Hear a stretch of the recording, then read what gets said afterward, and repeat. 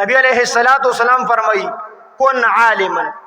یا عالم جوړ شه او متعلما یا متعلم جوړ شه یعنی طالب علم جوړ شه او مستمعا یا د دې اوریدونکي جوړ شه.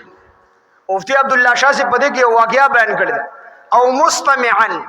یا چې کوم دی د دې علماو د طلباو خبره اوریدونکي جوړ شه. مفتی عبدالله شاه سے فرمایي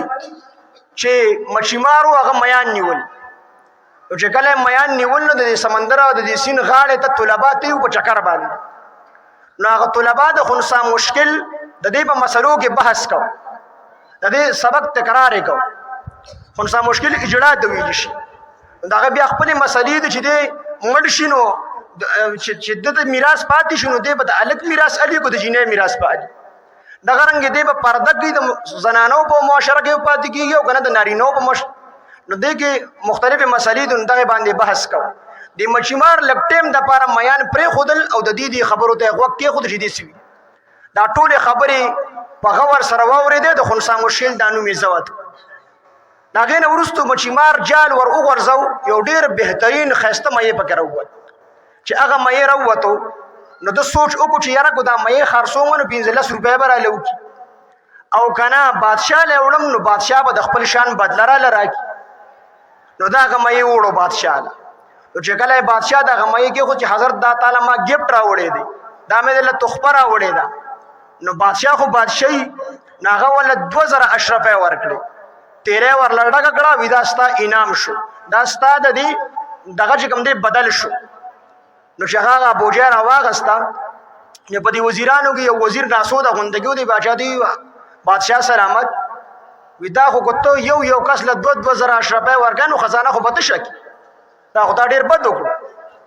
دا خو چې کوم دی د 15 روپو مې یو 15 روپے باندې ولا ورکړي بادشاہ او مخيارو بادشاہ ودی دا مې د 15 روپو خو زما د شان سره 15 روپے نه خایې دی مول د خپل شان بدل ورکړي او کته دومره نه جو واپس ته واخل هغه بادشاہ سلامت کوسته اجازه دي زبده واپس والم مالې طریقه راځي پوخانی وزیران موم ډیر زیات خيار نو هغه د ورش زما د اجازه ته واخلت دا وزیر لړ دی مچیمار پس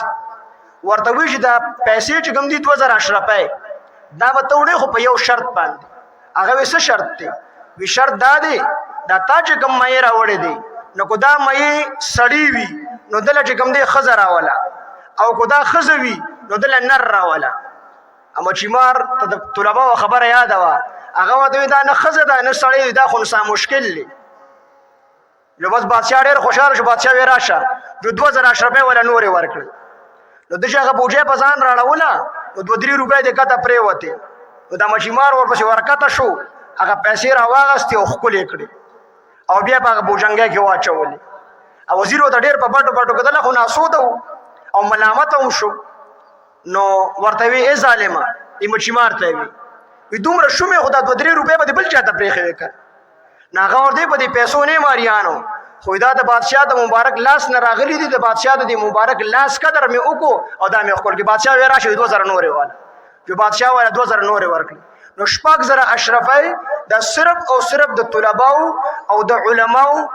داغي خبره په خبر سره ووري دي الله رب العزت ول شپږ زره اشرفه د هغه په برکت سره ورکړي